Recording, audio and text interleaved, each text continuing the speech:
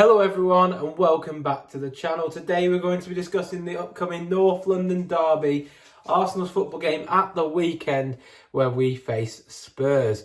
We're also going to be discussing the selection dilemma that Arteta faces with the recent injury to Gabriel Magalhaes, the possible solutions, and we'll touch upon the media narrative surrounding Arsenal. If you do enjoy, obviously, please be sure to like and subscribe for more from me on this channel.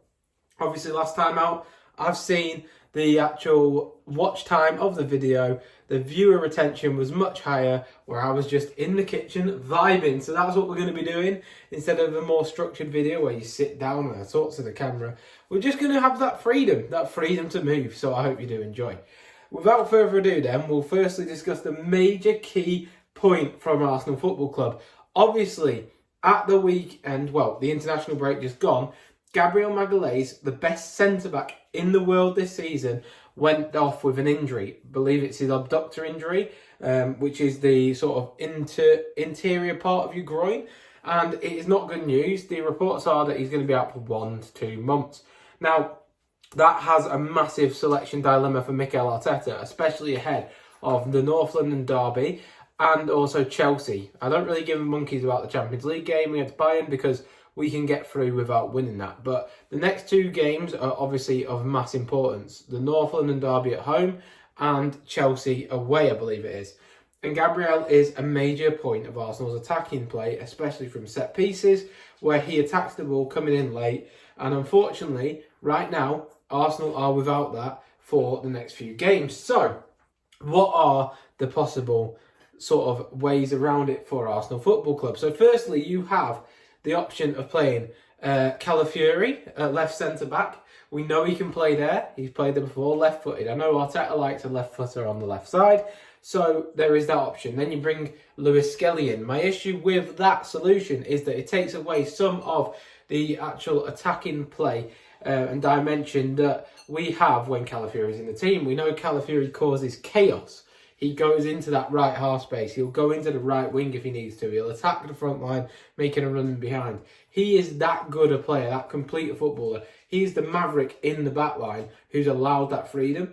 If you bring him out and put Lewis Skelly there, that's all well and good, but Lewis Skelly is not as good a defender as Calafiori. So you lose out in that aspect, especially against Spurs, who have quality players like Kudos.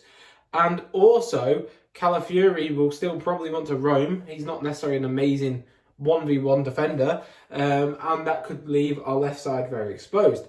The alternative is you could then bring in another left-footed centre-half in Hincapi, who has been bought and loaned in for that reason. He is the main cover for Gabriel should Gabriel get injured. Your negatives to that is also the fact that he's just played for Ecuador midweek on Tuesday, quite late in terms of the international games because it was quite late at night as well. And he's travelled back and had one of the furthest distances to travel from any of our returning internationals over the international break, meaning that he might have a bit of fatigue, a bit of jet lag.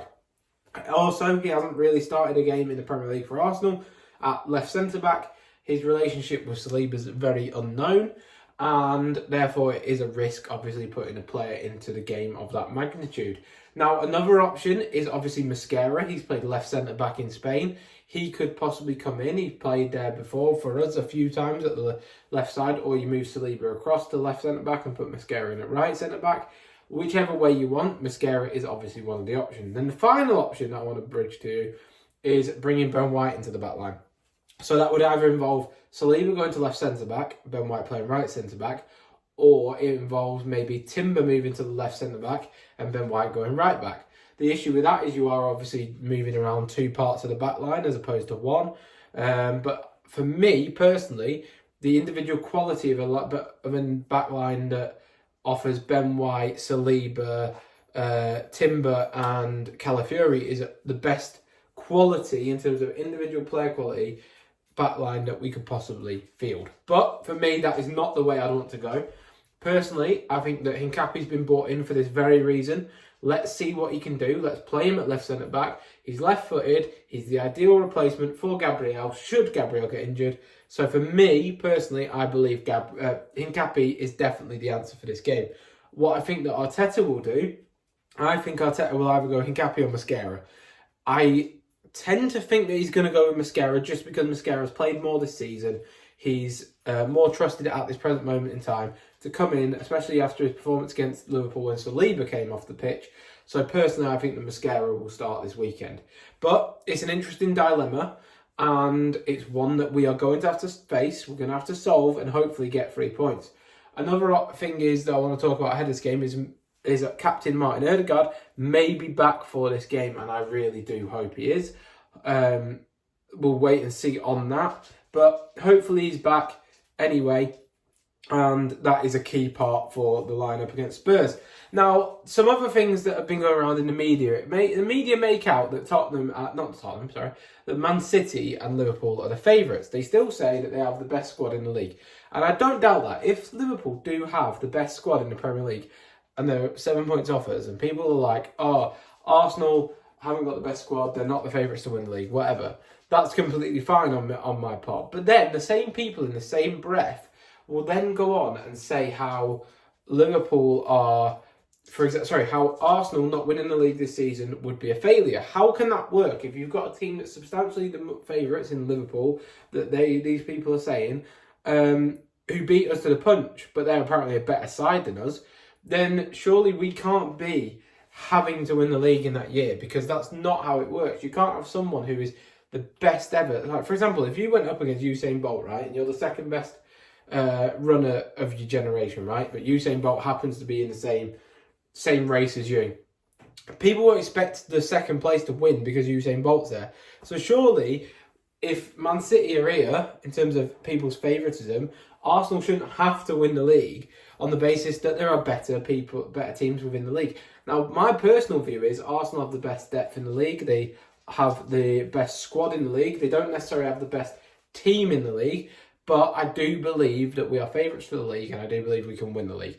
And that's where my personal viewpoint on it is different to pundits, because pundits like to push down the narrative of, oh, City are the best team in the league or whatever, but on the second breath say it's a failure if we don't win the league. So a little bit hypocritical there, it has to be said, but we will move. That's just the way the cookie crumbles. But ahead of the Tottenham game, my lineup would be Raya in goal. At centre half, I would personally go Hincapi and Saliba. At right back, Timber. At left back, Calafiori. In the midfield, Zubimendi, Rice, and Odegaard if he's fit. Eze if Odegaard isn't fit. Saka. Up front, we want to go Gyökeres if he's back. If not, it's going to have to be, unfortunately, Marino. But Gabriel Jesus has recently entered training, so it'll be interesting to see if he's on the bench, because he could make a difference. As in contact training. It might be a bit soon, probably is a bit soon for him. And then on the left Trossard, obviously, because Martinelli's out. It's a shame we don't have more players back, but that's just the way it is. Hopefully we can get a positive result versus Spurs on Sunday night. Obviously, it's the North London derby. Everyone is always hyped for it, and I am as well. Hopefully Arsenal can get the result and the required performance that we need to get the 3 points against Spurs. I am looking forward to it. My score prediction is going to be 2-2. I'm never confident in these games, despite the fact that we do usually come out on top against Spurs, especially at the Emirates in recent years. But let me know what you think of the upcoming game. One more thing, Saka has apparently agreed a deal in principle to stay at Arsenal until 2030. That's absolutely fantastic news from an Arsenal front, and I'm really hoping that gets officially announced very, very soon.